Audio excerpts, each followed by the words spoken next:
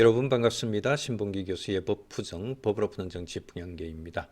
자, 여러분, 신보경님, 콜드블루님 어제 그제 1일 자율구독료 보내주셨고요. 그리고 박소현님께서 어제는 또 자율구독료 보내주셨습니다. 감사드립니다.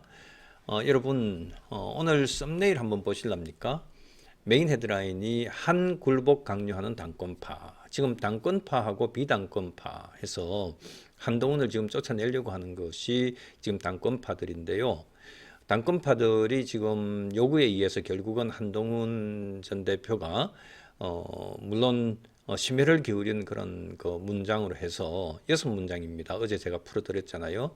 그렇게 해서 사과 방송을 했는데 그것이 부족하다. 더 제대로 사과하라 하는 식으로 이렇게 요구를 지금 받고 있습니다. 그러나 더 이상의 사과를 한다는 것은 굴종을 요구하는 것이기 때문에 저는 거기에 대해서는 저는 찬성하지 않습니다. 뿐만 아니라 지금 돌아가는 상황을 보면은요. 밑에 그다음 두 번째 줄 한번 보실랍니까? 한동훈에게 장동혁 단식장 방문을 하도록 이렇게 그렇게 요청하는 당내 중진 의원들의 이런 입장 표명이 지금 나오고 있습니다. 물론 공식적인 것은 아닙니다만 언론에서 지금 보도가 되고 있어요.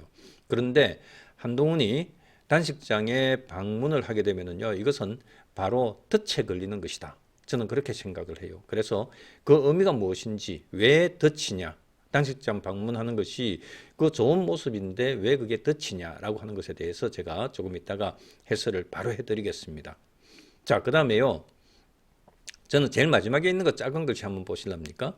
이제는 가처분 전면전 시간이다. 왜냐하면은요, 지금 한동훈이 저 사과 방송을 했음에도 불구하고 그 강경 그 친장계들 몇몇이 여기에 대해서 도저히 이것은 승복할 수 없다. 이게 무슨 사과냐 이런 식으로 얘기를 하고 있거든요. 우리가 지금 예상했던 거 아닙니까? 사과하면은 사과 부족하다 해가지고 그렇게 더 몰아세우려고 몰아붙이려고 하는 그런 현상이 벌어질 거다 우리가 충분히 예상을 했는데 아니나 다를까 지금 그런 방향으로 가고 있습니다. 그것으로는 안 된다. 더 강한 사과 멘트를 해라.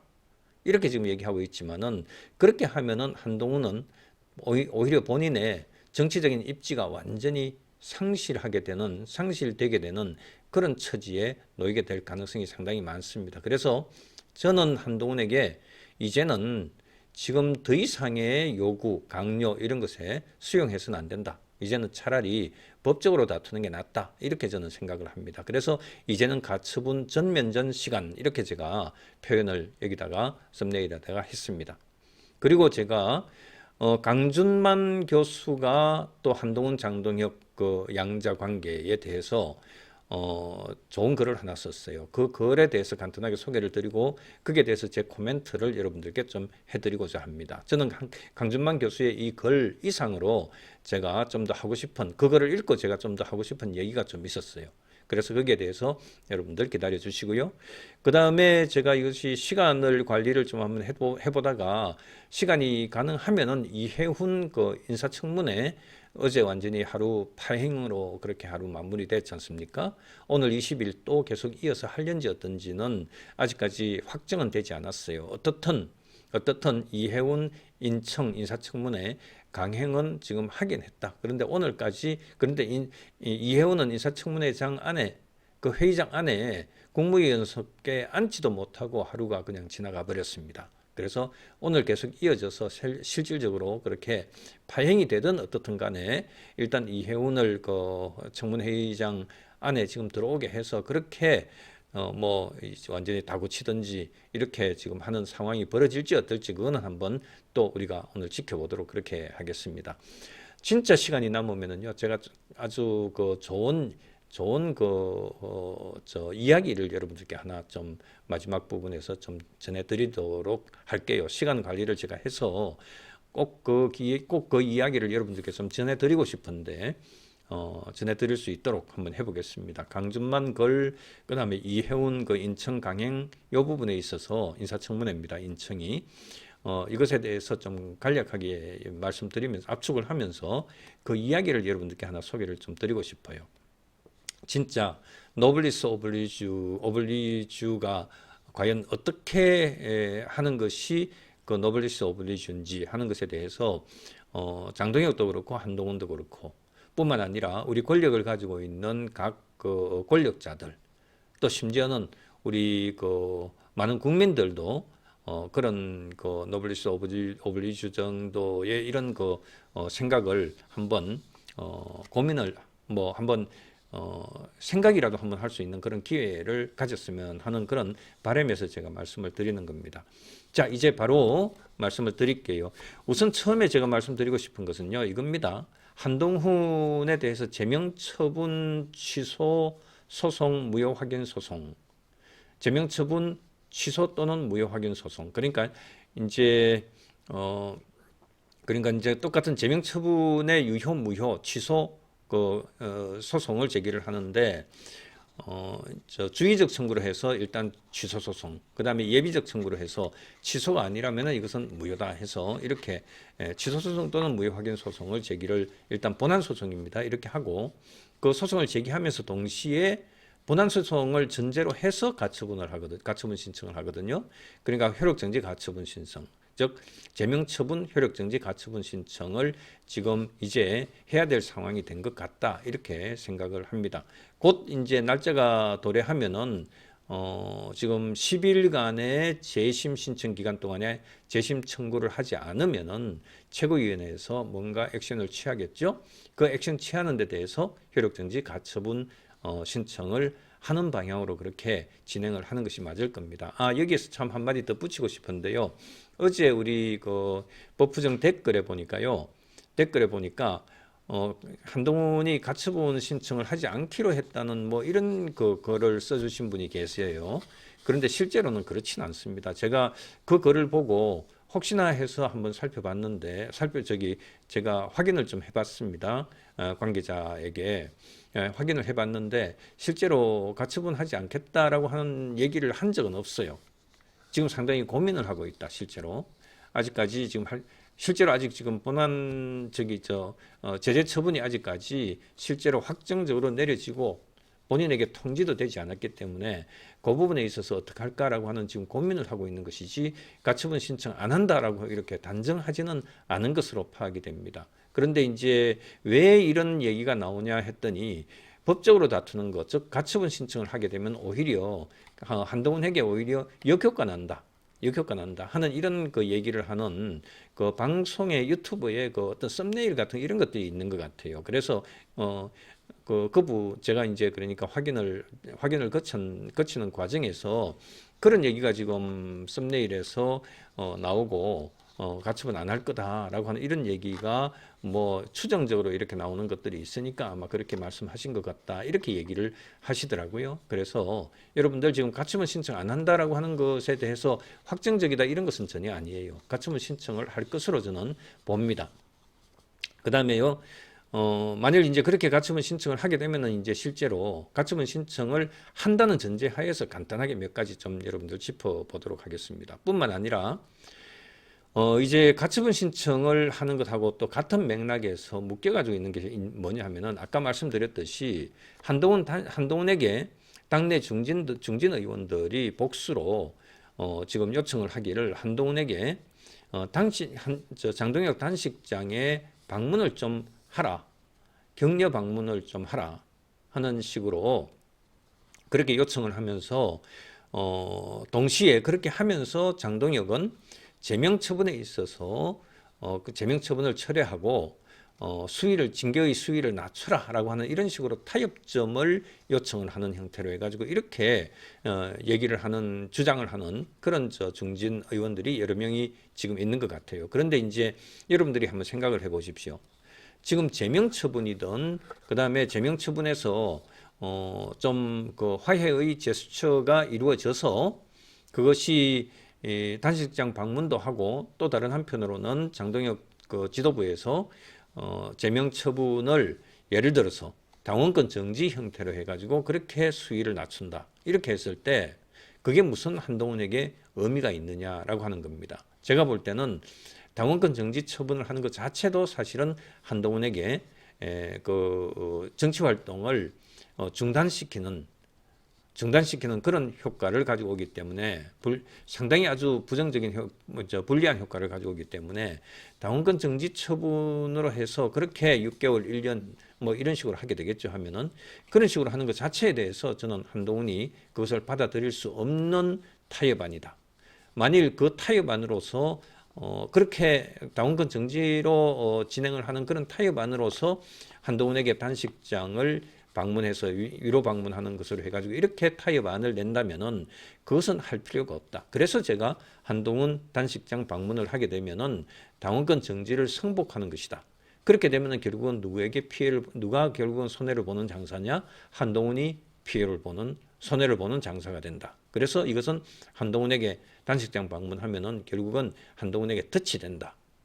만일 단식장 방문하면서 사전에 조율이 돼서 예를 들면은 그래도 이제 한동훈이 사과를 했듯이 자기가 잘못해서 사과라기보다는 자기가 전임 당 대표였기도 하고 자기로 인해서 이 당계 모함 사건이 계속 어쨌든 이것이 사그라들지 않고 계속 이것으로 해가지고 당이 계속 분란이 있는 이런 상태가 이렇게 자신이 전혀 관계가 없다고 이렇게 볼 수 없다는 그 점에 있어서 죄송하다는 이런 표현을 했기 때문에 한동훈에게도 책임이 전혀 없다고 이렇게 본다면 적어도 경고 정도 한다라고 하는 것으로 해가지고 이렇게 그러면 할게 하는 식으로 해가지고 그렇게 그 타협안을 내놓는다면은 그러면은 한번 해볼 만해요.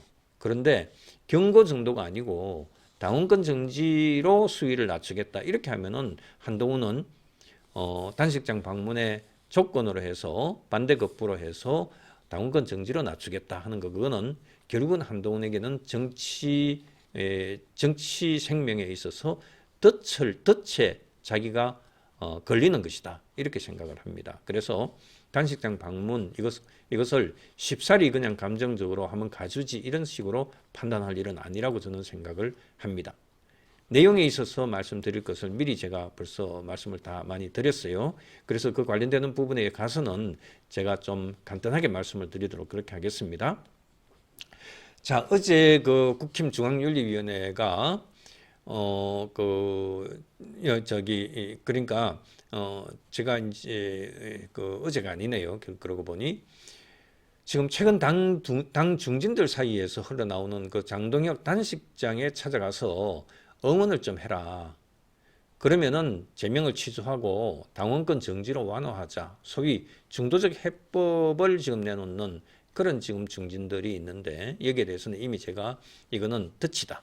이건 해서는 안 된다라고 하는 이 말씀을 먼저 정리해서 말씀을 드렸죠.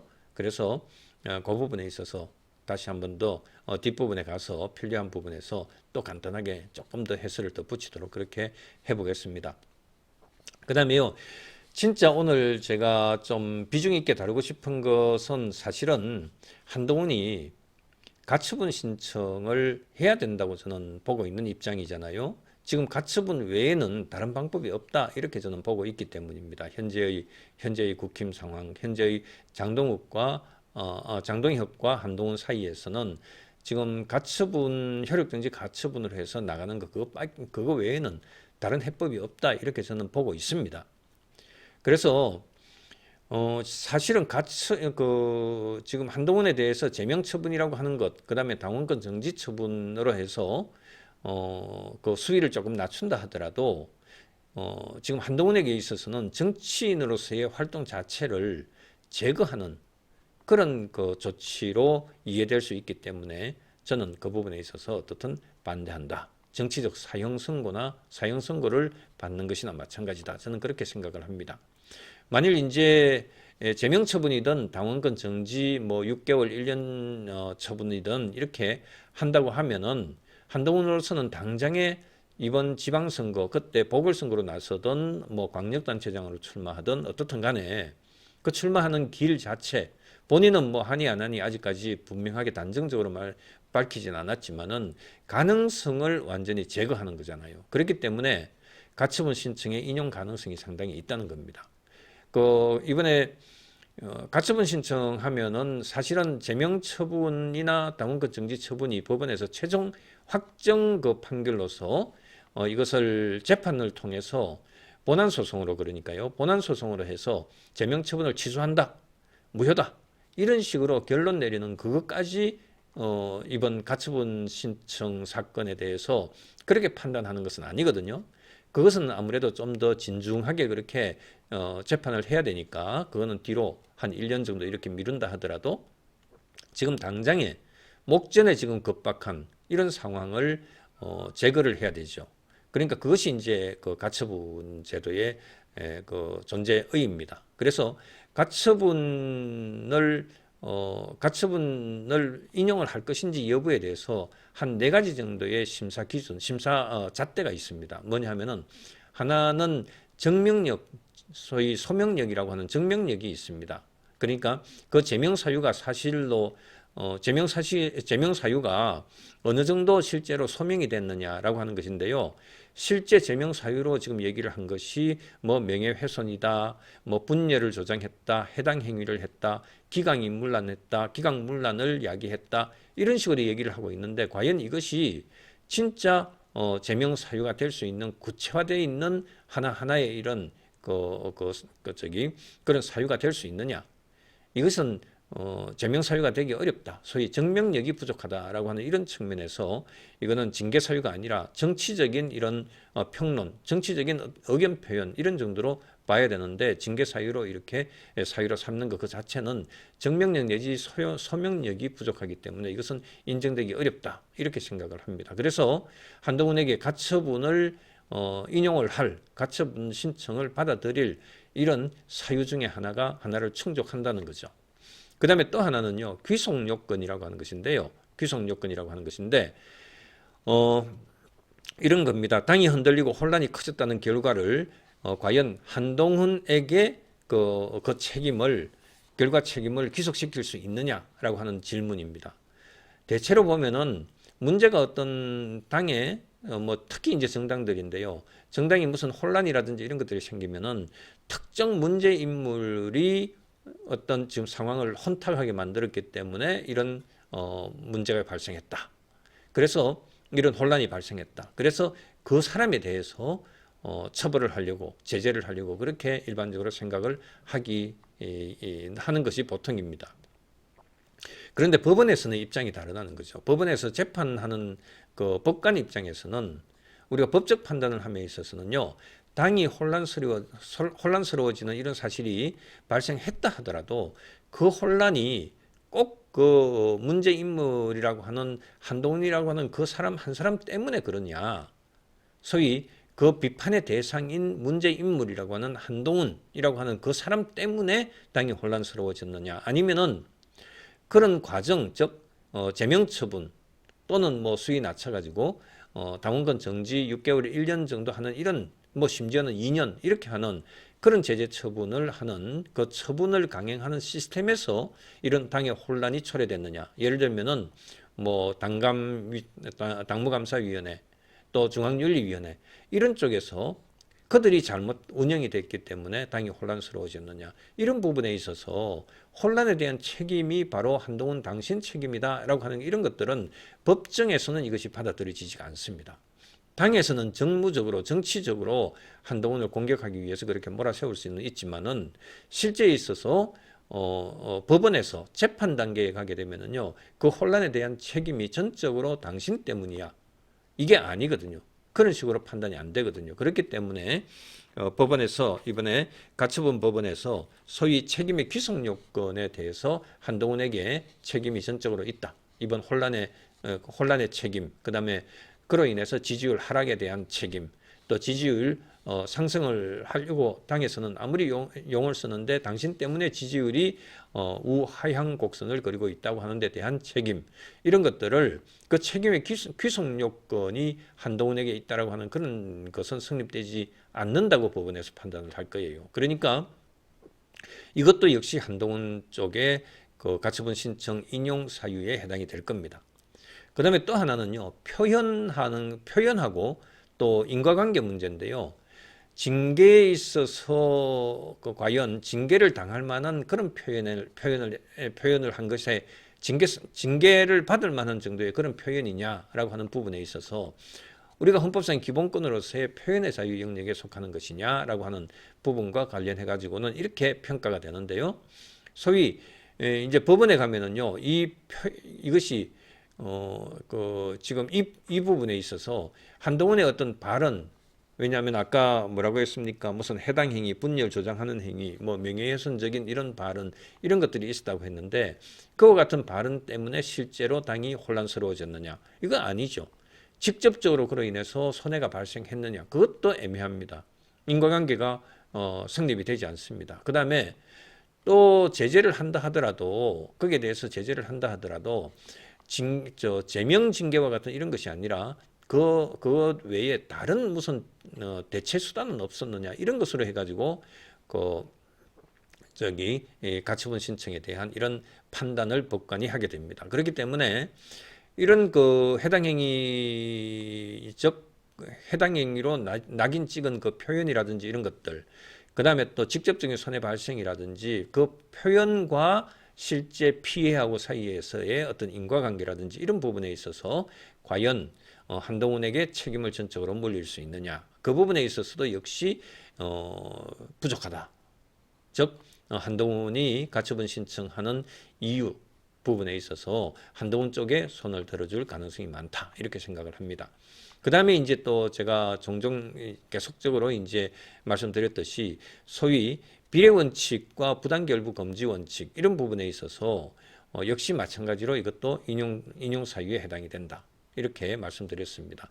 비록 한동훈 본인도 살짝 사과를 했지만은 그 살짝 사과도 징계 사유에 해당이 된다 본다면은 그 살짝 사과에 대한 그 징계 처분의 수위, 즉 종류 부분에 있어서 선택은 과연 가장 강력한 정치 생명줄을 잘라버리는 제명 처분을 하는 것이 과연 적정했냐? 그거는 전혀 아니죠. 그래서 저는 아까 말씀드렸듯이 그래도 본인도 잘못한 부분 송구하다라고 하는 이런 일종의 사과성 그렇게 방송을 했으니까 공개적으로 그것에 해당하는 수준의 징계는 수용할 수 있다 그러면은 적어도 경고 정도라면은 수용할 수 있을 거다, 이렇게 저는 생각을 하는데 그 경고 이상의 당원권 정지 이상의 그렇게 원래 이렇게 네 개잖아요. 경고, 당원권 정지 1월에서 3년, 그 다음에 또 탈당 권유, 그 다음에 제명 이렇거든요. 탈당 권유 제명은 똑같아요. 사실은 탈당 권유하고 나서 받고 나서 10일 이내에 자진 탈당하지 않으면 바로 제명이거든요. 똑같은 겁니다. 시간 문제입니다. 그 다음에 당원권 정지는 사실 1월 이상 3년까지이기 때문에 제명을 포기한다 하더라도, 제명을 철회한다 하더라도 당원권 정지를 통해서 정치 생명줄을 잘라버릴 수 있거든요. 그렇기 때문에 당원권 정지 이것도 이번 사안에 있어서 너무 과도하다. 그래서 지금 비례원칙, 부당결부 금지 원칙 여기에 있어서 역시 한동훈 손을 들어줄 가능성이 상당히 많다, 이렇게 저는 보고 있습니다. 그래서 결과적으로 가처분 신청을 하게 되면은 한동훈은 바로 복귀하게 될 거다. 심지어는 장동혁 주변에 본인이 이제 판사니까 이 부분에 있어서 본인이 진짜 이게 한동훈이 아니고 제3자 누군가의 사건을 본인이 이 가처분 사건으로 판단을 한다면은 본인은 바로 이거 가처분 신청 받아줄 가능성이 많아요. 본인이라면 받아줬을 거예요. 그러니까 주변에 있는 다른 법관들도 다른 법조인 출신들, 다른 변호사들이, 참모들이 여기 가처분 신청하면은 제명으로 해서 가처분 신청하면은 이거는 인용될 겁니다. 그렇기 때문에 밀어붙이면 안 됩니다 하는 식으로 해서, 그러면은 결국 한동훈 몸집만 키워줍니다. 그런 것을 왜 합니까? 지금 한동훈보다 내가 더 유력한 차기 대권 주자다라고 하는 것을 장동혁 본인이 자기 몸집 키우는 작업을 해야 되는데, 오히려 이렇게 한동훈 제명 조치를 함으로 해서 한동훈의 몸집을 키워주는 일을 왜 일부러 그렇게 하려고 합니까? 라고 하는 이런 지금 옆에 참모들의 조언을 지금 하고 있다 그래요. 그러니까 이제 지난번에도 시간을 일단 재심 기간 10일 주겠다라고 하는 식으로 해서 최고위원회에서 최종적으로 그렇게 결론을 안 내렸지 않습니까? 어쨌든 그렇거든요. 그래서 이제 결과적으로 한동훈에 대해서 굴복을 강요하는 당권파, 이제는 가처분 전면전 시간이 이르러 있다. 지금 시간을 제가 전체적인 내용을 보면은요, 지금 권한, 권력, 또 당권 이런 것들은 장동혁에게 그렇게 장동혁이 쥐고 있지만은 지금 현재의 상황을 보면은 분위기는요, 한동훈이 지금 오히려 주도권을 가지고 있다. 이렇게 저는 평가를 합니다. 그렇게 저는 평가를 해요. 이번에요, 실제로 인용 여부와 관련해서는 이미 제가 말씀을 드렸습니다만은, 예를 들면 이제 절차상의 중대한 하자가 있다. 징계 사유의 증명력이 부족하다. 제명이라는 처분이 너무 과도하다. 이렇게 되게 되면은 본안 판단 한 뭐 6개월, 1년 이렇게 본안 판단 걸린다면은 그 이전까지 효력 정지 가처분을 인용할 가능성이 상당히 크다. 이렇게 제가 결론적으로 말씀드립니다. 뿐만 아니라 회복 곤란한 손해가 한동훈에게 너무 크다. 이렇게 이것조차도 회복 곤란한 손해의 중대성이라고 하는 것도 한동훈에게 인정이 된다. 그래서 가처분 인용될 것이다. 이렇게 판단을 하는 겁니다. 그리고 또 이제 그 단식장 방문 관련해서 말씀을 좀 드릴게요. 아까도 이제 한두 차례 이미 간단하게 말씀을 드리고 했습니다만은 제대로 그 말씀을 다시 한번 드릴게요. 아까 말씀드렸었죠. 국힘 중진 의원들이 한동훈에게 장동혁 단식장에 가서 응원 방문을 좀 해라. 그리고 그렇게 하면은 이제 거꾸로 장동혁에게 이제 또 중진들이 얘기합니다. 제명 취소하고 당원권 정지로 낮추자. 이런 완화론을 지금 저 해법으로 이렇게 제시를 하고 있다. 이런 얘기들이 지금 흘러나오고 있어요. 그런데 겉으로는 이게 뭐 중재 내지 뭐 화해 뭐 이런 식의 개념으로 이렇게 모양새를 갖추는 것으로 보여지기는 합니다만은 이거는 해법이 아니라고 봐요. 단식장 방문을 단식장 방문을 하게 되면 이거는 한동훈이 이미 사과 멘트 방송을 했죠. 그리고 행동으로도 사과 제스처를 보이는 거예요. 그런데 거기에 대한 조건으로 해서 거기에 대한 반대급부로 해서 좋아 제명해서 완화해 줄게. 근데 완화해 주는 것을 뭘로 하느냐? 경고 같은 것들이 아니라 당원권 정지 한 6개월, 1년 이런 걸로 해가지고 완화해 줄게. 이거는 완전히 굴복이죠. 굴복입니다. 그럴 바에는 차라리 그래서 제가 가처분 신청해서 법정에서 인용을 받아서 다시 당당하게 다시 돌아오느라 하는 그 선택을 저는 하라는 이런 말씀을 드리는 겁니다. 그래서 당원권 정지는 만일 당원권 정지로 해가지고 이렇게 제명이 아니라 당원권 정지로 완화하는 이런 조치로 해서 그렇게 저 수위를 낮추겠다 하는 것을 소위 사과의 조건으로 이렇게 내세워서 실제로 그렇게 한다 그러면은요, 그거는 실제로 당원권 정지는 제명보다는 수위가 낮지만은 결국은 실질적으로는 정치 활동 정지시키는 것이거든요. 그렇기 때문에 아까 말씀드렸듯이 만일 이와 같은 지금 현재의 상황에서 한동훈에게 당원권 정지를 시키고자 한다 그러면은 6개월, 1년이에요. 뭐 1개월, 2개월 이런 식으로 하지 않을 겁니다. 그렇기 때문에 실제로는 정치 활동을 제거하겠다, 배제시키겠다라고 하는 이 의미이기 때문에 이거는 당원권 정지하는 것을 조건으로 해서 그렇게 소위 이제 사과 제스처를 그 행동으로 보여주는 단식장 방문이라고 하는 것은 해서는 안 된다 하면 손해다라고 하는 것 이렇게 저는 판단을 합니다. 그 다음에 또 소위 그 단식장 그 사과 멘트를 했고 방송으로 그리고 단식장 방문하는 그 액션으로도 보여줬고 하는 것은 이거는 한동훈에 대해서 한동훈을 살려주는 것이 아니라 한동훈이 이제 그 장동혁의 관리 대상이다. 이제 내 발밑에 지금 이제 굴복을 했다. 그리고 우리가 관용을 베풀었고 당신도 스스로 잘못을 인정했다. 이런 지금 구도를 만드는 것이거든요. 그렇기 때문에 한동훈은 역시 이 한동훈이 만일 이렇게 하게 되면은요, 그 단식장 방문하는 것으로 해서 제명하는 것을 완화하는 이런 방식으로 가게 되면은요, 이거는 굴복을 강요하는 것이다. 굴복의 또 다른 모양새다, 형태다 이렇게 생각을 해요.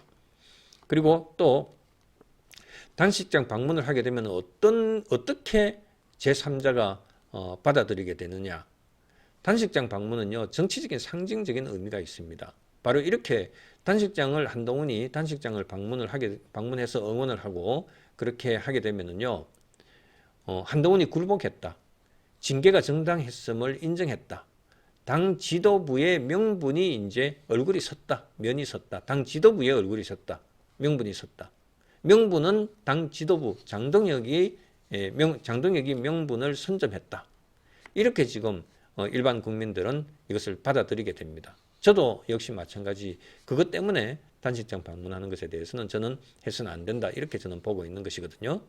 그래서 한동훈에게 당원권 정지로 낮춰주는 대신에 화해하는 이런 모습 그렇게 취하는 것 그것에 대해서는 한동훈에게 일방적으로 굴종을 요구하는 정치적인 굴레일 뿐이다. 즉 덫일 뿐이다. 이렇게 저는 말씀을 드리겠습니다. 그래서 해서는 안 된다. 분명하게 말씀을 드립니다.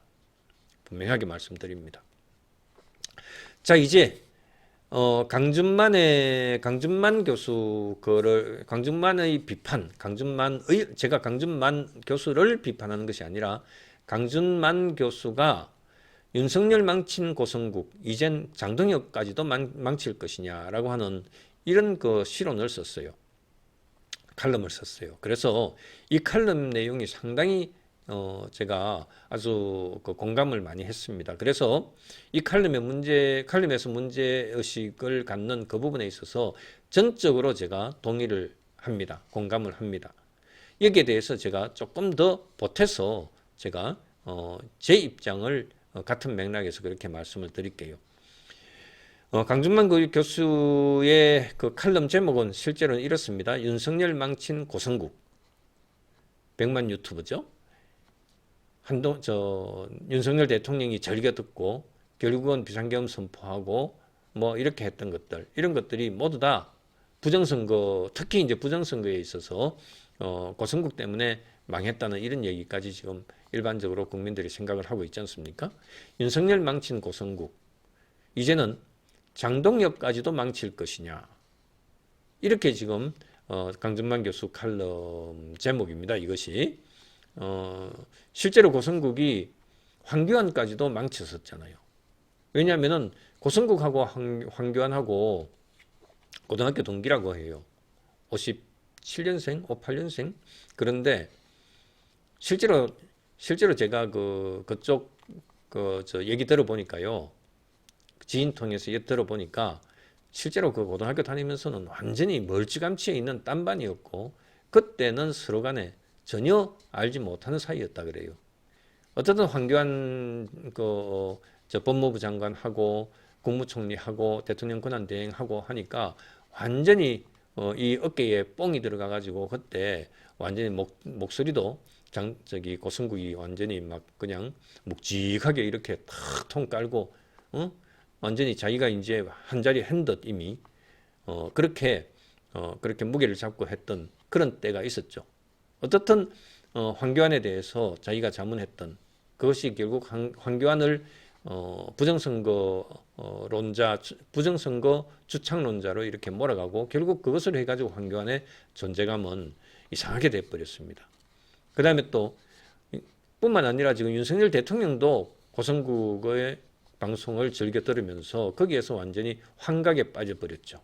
그렇게 해서 사실 망치게 된 주범 중에 윤석열 대통령을 대통령직에서 이렇게 쫓겨나게 만든 주범 중에 한 사람이 고성국이라고 그렇게 평가를 받고 있습니다. 제가 뭐 그렇게 직접적으로 그렇게 평가를 하고는 하지는 않겠습니다. 일반적으로 그렇게 생각을 하고 있죠. 강준만 교수가 고성국이 윤석열에게 끼친 영향에 대해서 그렇게 이제 부정적으로 얘기를 했는데요. 거기에 대해서 제가 보탠다면요. 고성국은 단지 영향력 있는 유튜버가 아니라 윤석열의 정치적 퇴로를 막아버린 정신적 보호자이자 파멸의 동반자였다. 이렇게 제가 평가를 하고 싶습니다. 사과하면 탄핵의 문을 연다는 이런 말은 현실을 보지 말고 오기만 키우라는 이런 주문이거든요. 결과가 어떻게 됐습니까? 버티다가 완전히 끝났죠. 사과를 안 해서 탄핵당한 것이 아니라 사과도 책임도 상식도 버리고 끝까지 비틀어서 버티다가 계엄이라는 자폭 버튼을 눌렀기 때문에 윤석열 대통령이 망해버린 겁니다. 이거는 실수가 아니에요. 유튜버 정치의 독이 대통령의 의사결정 시스템을 침식한 결과다. 이렇게 평가가 됩니다. 그런데 더 끔찍한 것은 여기서 끝나는 게 아니에요. 윤석열이 무너졌으면은 그를 망친 사람들도 역시 최소한 고개를 숙이고 반성을 해야 되죠. 사라져야죠. 입을 닫아야죠. 더 이상 얼굴 쳐들고 그렇게 대통령을, 자기 지지 대통령을, 대통령직에서 쫓겨나게 만들 정도로 이렇게 했다면은 거기에 대한 응당의 책임을 지고 입을 쳐닫고 지내야 되죠. 우리가 과열시켰다. 대통령의 판단을 흐리게 했다. 우리가 오판했다. 이렇게 스스로 책임의식을 가져야 되는 것 아닙니까? 그런데 어떻게 됐습니까? 그 책임져야 될 그런 사람들은 사라졌고, 그 다음에 선동한 사람들이 오히려 지금 심판관이 지금 되고 있습니다. 심판관이 되고 있어요. 선동했던 사람들, 고성국 같은 사람이 국힘 안에 들어와서 장동영 옆에 조언자라고 해서, 아주 강력한 조언자로 해서 옆에 떡 버티고 앉아 있으면서 지금 한동훈을 쫓아내고 그 다음에 오세훈을 쫓아내고 이렇게 하기 위한 줄줄이 그러니까 비장계, 반장계 사람들을 쫓아내는데, 거기에 낙인 찍는 사람으로서 옆에 지금 붙어가지고 있는 당내 지금 입당까지 해가지고 그렇게 지금 들어와 있습니다. 윤석열을 계엄으로 이끌고 부정선거로 해서 부정선거 확인하기 위해서 계엄 선포를 하게 만들고 해서 그렇게 윤석열을 현직 대통령을 대통령에서 끌어내리게 만든 그런 주범이 지금 그 책임은 지지 않고, 예? 오히려 지금 심판관이 돼서 장동혁 대표 옆에서 지금 버티고 있습니다. 탄핵 정국에서도 윤석열 탄핵 정국 과정에서도요, 작년에요, 오히려 배신자 사냥을 했어요. 이 사람은 배신자 사냥을 했다고요. 탄핵에 찬성하면은 배신자다. 또 탄핵의 그러니까 윤석열에 대해서 문제를 제기하고 또 비상계엄의 문제를 지적하면은 배신자다. 또 현실적으로 아주 현실적인 냉정한 판단 기준으로 해서 그렇게 분석을 해서 그렇게 얘기하면은 자기네들 마음에 들지 않으면은 배신자다. 이런 프레임 하나로 해서 보수의 실패를 덮고 실패 원인을 자기들이 아니라 그 배신자들이 실패 원인으로 그렇게 낙인 찍었던 그 사람들이 바로 이 사람들입니다. 대형 유튜버들입니다. 진짜 그야말로 정말 이 사람들이 지금 한국 정치를 다 망친 사람들이라고 저는 생각을 합니다. 지금 이 사람들이 종교의 재단 위에 재물을 올려놓고 있죠. 누굽니까? 한동훈을 지금 재단 위에 재물로 지금 올려놓고 있습니다. 이걸 어떻게 할까? 이걸 죽여 살려. 살리더라도 그냥 말을 못하게 그냥 완전히 입을 그냥 봉해버려. 바느질을 해버려. 이런 식으로 해서 어떻게 할까 지금 그렇게 방법을 고민하고 있는 사람이 바로 지금 이 사람들이에요. 이런 지금 대형 유튜버들이 이런 짓을 하고 있습니다.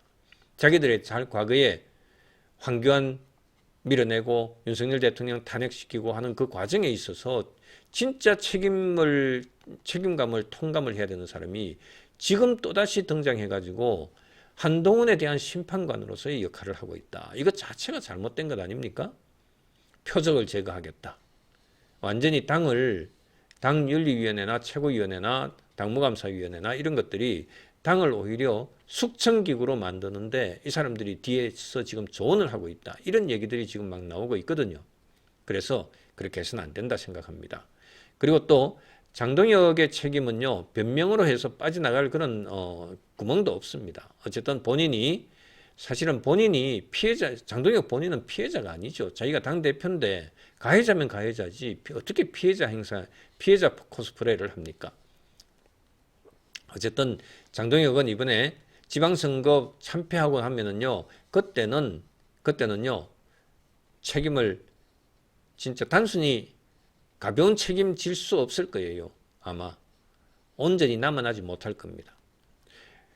강준만 교수 글에서 가장 잔인하고 정확하게 지금 판단한 그런 대목이 이겁니다. 뭐냐면요, 보수 정치인들이 침묵하는 이유는 국민이 두려워서가 아니라 유튜버와 강성 지지자들의 인신 공격이 두려워서다. 이런 식으로 지금 강준만 교수가 평가를 했어요. 지적을 했어요. 제가 지적하는 거하고 제가 일관되게 제가 지적했던 것하고 똑같죠. 자기의 이익을 얻기 위해서 이번 지방선거에서 자기 지분을 확보하기 위해서 그 다음에 또 자기가 직접 또 광역단체장이나 이런 쪽에 출마하기 위해서 또는 보궐선거에 출마하기 위해서 그러려면 모두 다 공천을 받아야 되는데 공천 불이익을 받지 않도록 하기 위해서 입을 닫고 있고 또 장동혁 대표의 구미에 맞는 발언을 해대고 하는 이런 짓을 지금 하고 있거든요. 지금 뭐 김재원이니 하는 사람들이 모두 다 지금 경북지사 출마하겠다. 공천만 받으면은 자기가 당연히 되니까 이철우 현 지사를 제끼고 자기가 공천 받겠다고 하면서 지금 김재원이 완전히 지금 최고위원으로서 지금 최고위원 회의에서 장동혁 편을 확실하게 지금 들고 있지 않습니까? 어쨌든 그와 같은 것을 본다면은요, 자기가 당장에 지금 목전에 그 공천이라고 하는 이득을 생각하면은 장동혁 편을 들어야 되죠. 뿐만 아니라 이런 대형 유튜버들 또 강성 그 지지자들, 극우 지지자들 이 사람들로부터 공격당하는 거 그게 싫어서 그게 두려워서 이렇게 침묵하고 있다. 보수 정치인들이 이런 그 평가 그거는 지극히 맞는 지극히 타당한 그런 지적이라고 생각합니다. 장동혁과 고성국이 만들어낸 지금 현재의 상황은요. 보수가 추가적으로 추가 몰락하는 이런 단계로 이어지게 될 거다. 그렇게 말씀드릴 수 있을 겁니다. 제가요 강준만 교수 칼럼을 읽고 제가 느낀 그런 어떤 결론적인 말씀 드릴게요. 윤석열을 망친 고성국 정치가 그 다음에 장동혁을 통해서 보수 정당 자체를 망치는 이런 단계로 들어갔습니다. 지금 필요한 거는요. 단식도 아니고 쇼도 아니고 또 한동훈에 대해서 제명을 하는 것 이런 것들도 해서는 안 됩니다. 지금 해야 되는 것은 딱 한 개입니다. 진짜 또 제가 그구들에게 욕 들어 먹겠습니다만은 지금 필요한 것은요. 다른 거 어느 것들도 아니에요. 장동혁 체제 자체가 종료돼야 되는 것입니다. 장동혁 얼굴로 해가지고는 아무것도 지금 될 수가 없습니다. 왜 저렇게 나름대로는 열심히 하는 것 같은데 지지율은 왜 계속 떨어지고 어제 여러분들 보셨죠? 제가 커뮤니티에다가도 사진을 올려놨지 않습니까? 우리나라 한반도의 광역지자체에 대한 민주당하고 국힘하고 지지율 부분에 있어서 강원도하고 또 어디에요? 이쪽 영남권하고 이런데 경합지역은 민주당한테 뺏기고 그다음에 우세지역은 경합지역으로 바뀌고 실제로 그래도 그나마 지금 우세지역으로 남아있는 것은 대구, 경북밖에 없다. 나머지 강원도도 파란색으로 바뀌었고 그다음에 또 경남 그다음에 울산 이런 쪽은 지금 경합지역으로 우세지역이었는데 경합지역으로 바뀌었고 부산은 오히려 빼앗겼고 민주당 색으로 지금 바뀌는 그런 지금 바뀌는 것으로 표시가 되어 있고 도대체 지금 2주 만에 무슨 일이 세상에 국힘에서 벌어졌기에 이런 지금 결과표가 나옵니까? 지지자들이 이렇게 2주 만에 돌았습니까? 그거는 한동훈 죽이기로 당내 갈등만 가지고서 장동혁 정치한 거 그것이 결정적인 영향이라고 생각해요. 지금 민주당을 향해서 제대로 그렇게 실패를 하더라도 민주당을 향해서 공격을 제대로 한 게 있습니까? 공격을 제대로 한 게 있어요? 저는 그렇게 생각을 합니다. 당내 주도권 싸움, 당권 장악, 지금 당권 장악하고 정적 제거하고 이렇게 해야지 내 정치적인 생명줄이 길어진다. 그것 하나 때문에 정적 제거하는 것에서 지금 이런 현상이 벌어지고 있다는 거죠. 갈수록 지금 지지율 하는 것 보면 지지율이 떨어질 수밖에 없는 것이 지금 현실이라는 겁니다. 그 정도 말씀을 드리고요. 이제 김병기 얘기가 있는데 사실은 김병기 민주당 원내대표였던 사람이 지금 찐명좌장이었죠. 찐명좌장 중에 한 사람인데 김병기가 이제 결국은 어제 민주당을 탈당하는 것으로 재심 신청하지 않고 1, 2심판원에 재심 신청하지 않고 민주당 탈당하는 쪽으로 그렇게 결론을 내렸어요. 그런데 이제 문제는요. 그래도 원내대표로서 찐명 김병기가 있었기 때문에 이재명 대통령이 당을 어느 정도 그렇게 당하고 관계에서 일정한 그 조율을 할 수 있었는데 마땅한 사람이 지금 이제 없어지게 됐다. 없어지게 됐다. 당에는 지금 누굽니까? 정청래가 지금 당을 사실상 상당 부분 지금 우세하게 그렇게 장악을 하고 있는 것 같고 이재명 대통령으로서 친명계들이 있지만은 친명계들이 지금 당에 어떤 당직이라든지 이런 것들을 제대로 된 당직을 누굽니까? 저기 정책내가 그렇게 주지도 않고 적어도 가장 당 대표를 가장 견제할 수 있는 원내대표가 지금 결국은 이렇게 탈당까지 이런 저기 안 좋은 사건으로 해서 불미스러운 사건으로 해서 탈당까지 하는 이런 사태가 벌어진 것으로 해가지고 결국은 주도권은 정청래 주도권이 더 강경해지는 이런 상황으로 이어지게 됐습니다. 그래서 이제 그 다음에 과연 이 이후에 과연 누가 또 원내대표가 될 것이냐. 그러면 이제 정청래가 사실은 친정 체제가 원내대표를 만일 맡게 된다. 그러면은 당하고 이재명 대통령하고는 일정한 지금 성격이 다른 그런 양자 간의 어떤 갈등 구도로 이어질 수가 있죠. 그런데다가 금년이네요. 지난번에 보궐선거로 해서 정청래가 당대표가 됐으니까. 이번에 이제 정상적으로 다시 그 전당대회를 통해서 정청래가 지금 당대표로 해서 진짜 오리지널 2년짜리 이제 그 당대표가 될 가능성이 저는 지금 상당히 많다고 생각이 들어요. 어쨌든 그 부분에 대해서도 앞으로 이번에 이제 김병기가 결국은 버티다가 탈당까지 하는 이런 사태가 벌어진 이 상황 자체에 대해서 이제 우리도 역시 관심을 갖지 않을 수 없는 그런 사안이 됐다. 이렇게 생각을 합니다. 지금 여기에 대해서 김병기 탈당 관련해서 잠깐 아주 간단하게만 말씀을 드리면은요. 이재명 대통령에게 단기적으로는 효능감이 있다. 이렇게 평가를 해요. 우선 단기 처방으로는 친명 자장 김병기가 탈당까지 하는 사태가 벌어지는 것은 오히려 지금 단기적으로 보면은 이재명 대통령에게 오히려 유리한 구도다. 왜냐하면은 이재명 대통령이 좋다. 우리 사람, 내 사람이지만은 그래도 당에서 이런 지금 그 당의 지지율을 꺾고 지금 당과 정부의 지지율을 꺾게 만드는 이런 사달을 일으킨 김병기를 쳐내는 거 그거 내 의지도 똑같다 하는 식으로 해서 이렇게 하게 되면 이 대통령의 어떤 리스크 차단을 위한 그런 어떤 강경 결단이라고 하는 것을 한 것으로 해서 대통령에게 지지율 상승 효과가 있을 겁니다. 그런데 조금만 생각해 보면은요. 중장기적으로 본다면은 친명 권력 구도가 완전히 몰락하는 이런 이제 상황이 된다는 거죠. 그래서 제가 아까 그 말씀을 드렸던 겁니다. 자, 그다음에 이 대통령에게 이제 당정 관계가 지금 서로 그래도 조율하면서 원만하게 진행되던 김병기가 사라짐으로 해서 아무래도 사무적으로 바뀌게 될 수 있죠. 사무적으로 바뀌어질 수가 있습니다. 그렇기 때문에 당정 관계가 더 수직화될 가능성이 있습니다. 수직화될 가능성이 있다는 거죠. 그래서 이제 그 민주당하고 대통령 이제 청와대하고 이재명 대통령하고 이 관계는 그렇게 원만하지는 않을 거다. 앞으로 불협화음 소리가 계속 나오게 될 거다. 이렇게 저는 생각을 합니다. 자, 그 다음에 이해운 청문회 파행과 관련해서 저는 이 부분에 대해서요. 이해운에 대해서는 이제 국힘이 이 정도로 그냥 끝냈으면 좋겠어요.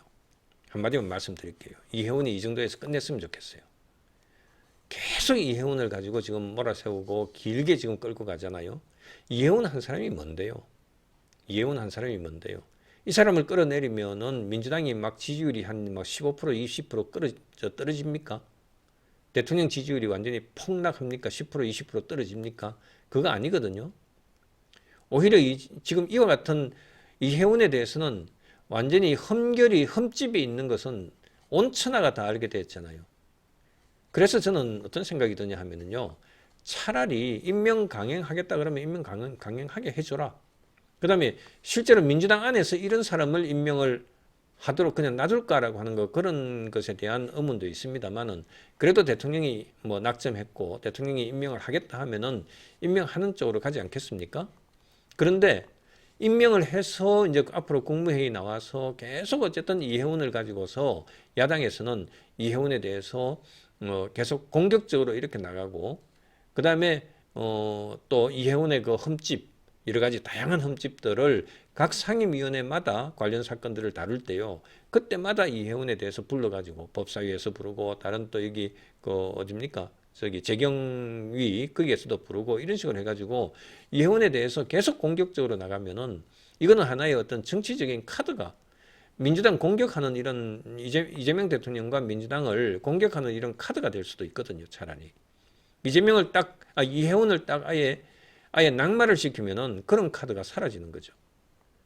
그래서 어제 뭐 지역 우리 그 아주 뭐 교수들, 또 땅에 있는 분, 또 몇몇 사람 이렇게 해가지고 상당히 아주 고 수준의 이런 그 정치 감각이 있는 분들하고 어제 저녁 이제 만찬을 했는데요.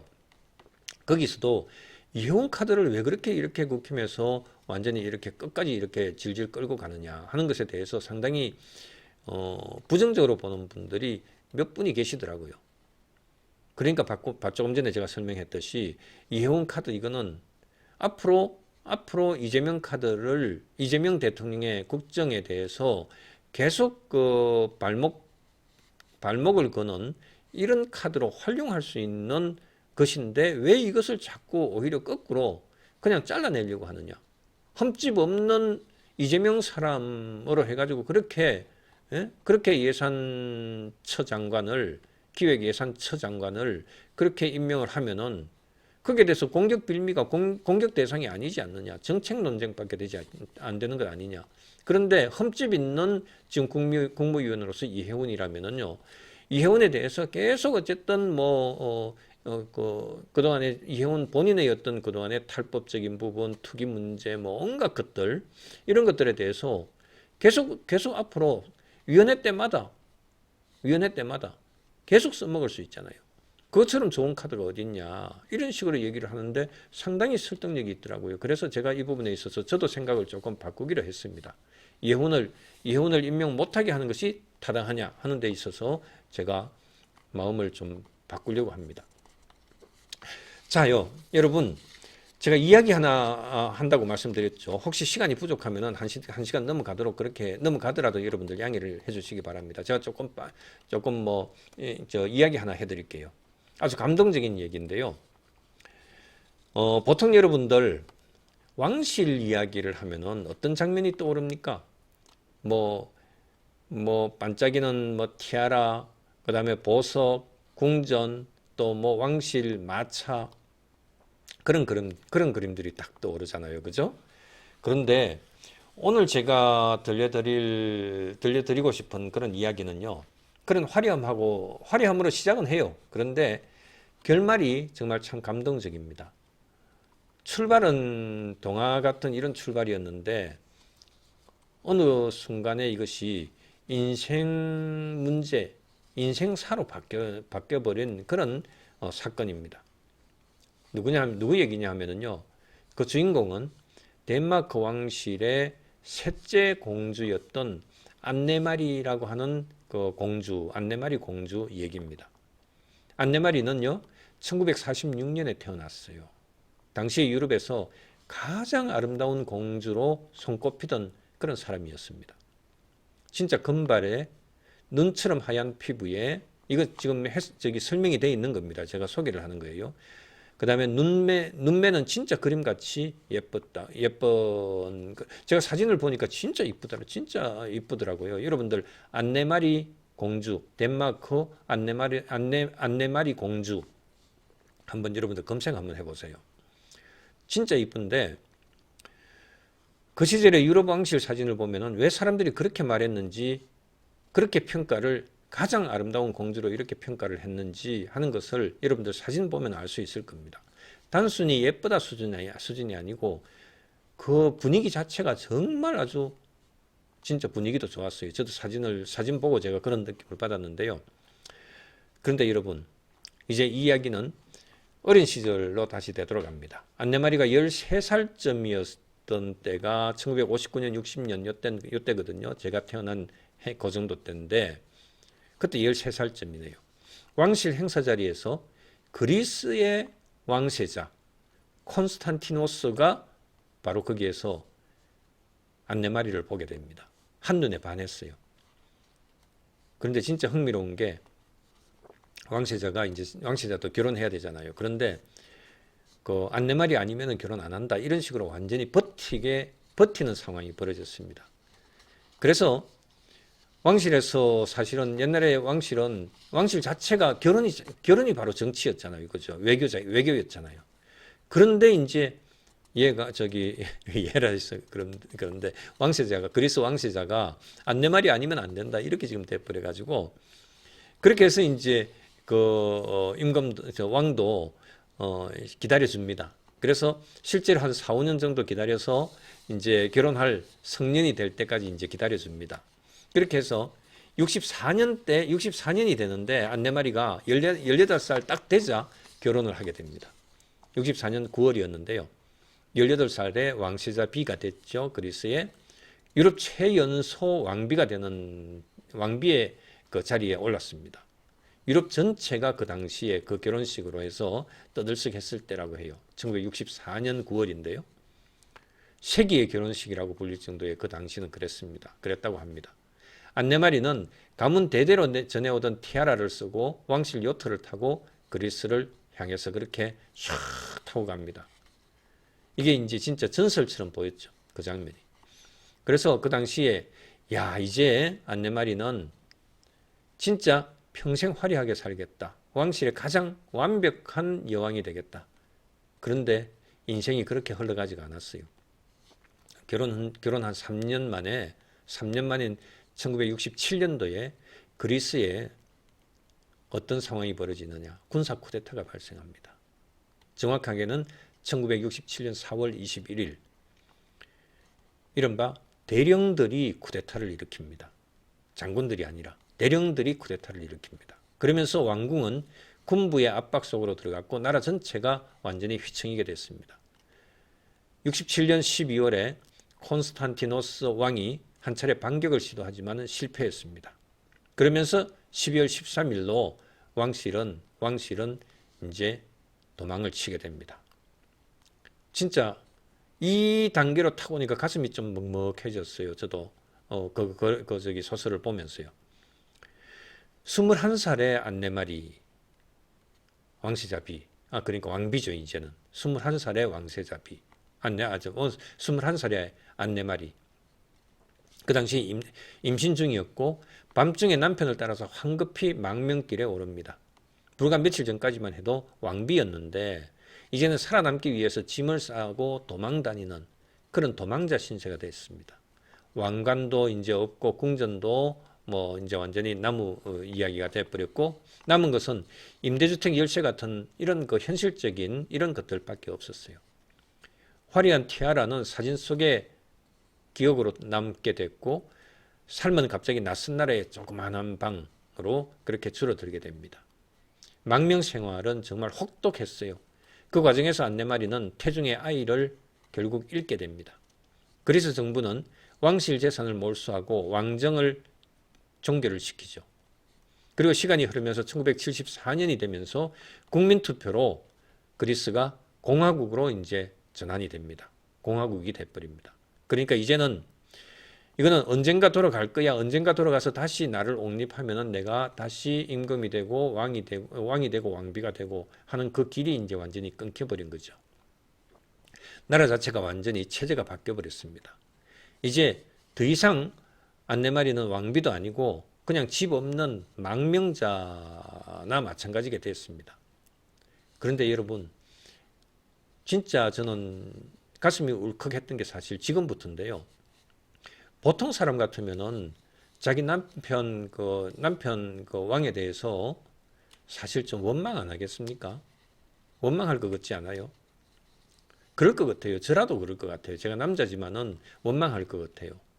불평할 수도 있고, 또 왜 내 인생이 이렇게 꼬였냐고 이렇게 울부짖을 수도 있을 것 같아요. 그런데 안내마리는 남편의 손을 놓지 않고 끝까지 버텼습니다.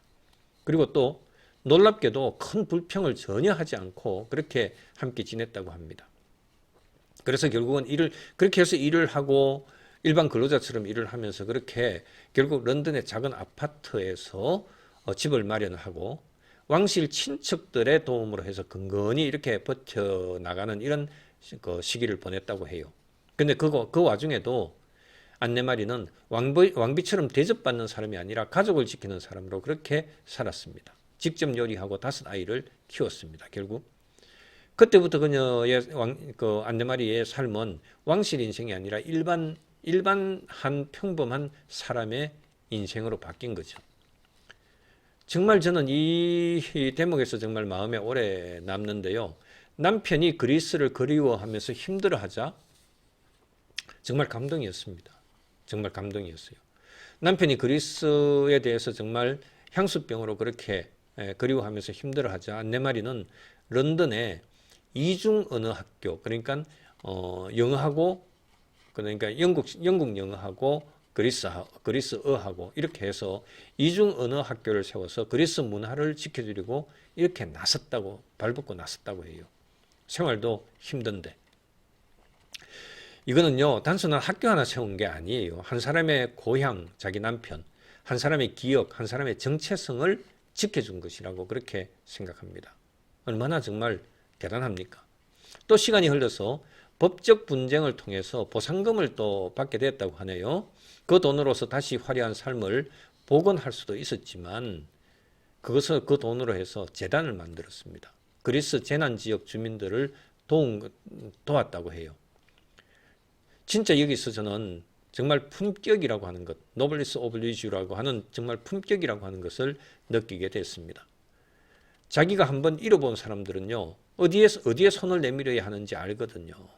그렇게 세월이 흘려서 2013년, 불과 10여 년 전, 2013년 정도까지 이제 나이가 듭니다. 안네마리가 거의 70세 가까운 나이에 남편과 함께 다시 그때가 됐어야 그리스로 돌아옵니다. 우리나라의 마지막 황제하고 그 생각이 좀 떠올랐어요. 저도 70세가 다 돼서 그렇게 남편과 함께 사실은 그 완전히 그 쫓겨난 왕인 남편과 함께 그렇게 그리스로 돌아갑니다. 떠날 때는 젊고 화려한 왕비였지만 돌아올 때는 머리가 하얗게 센 그런 노인이었습니다. 그런데도 사람들의 기억 속에서 안네마리는요, 진짜 여전히 그 우아한 그런 왕비로 기억 속에 남아 있었습니다. 그리고 2023년 남편 불과 2년 전이네요. 남편 콘스탄티노스가 이제 세상을 떠나게 됩니다. 결혼이 1964년이니까 거의 60년을 이제 함께한 그런 생활을 보냈습니다. 그 긴 세월을 붙잡아 준 것이 무엇이었는가라고 하는 것을 한번 생각을 해보게 됩니다. 왕자가 아니었고 돈도 아니었고 진짜 남아 있었던 것은 사랑과 기품이었다고 그렇게 우리 그 어떤 분석글은 그 책에 대해서 그 사람의 인생에 대한 글이 있어서 제가 읽어봤는데 거기에 그렇게 평가를 했더라고요.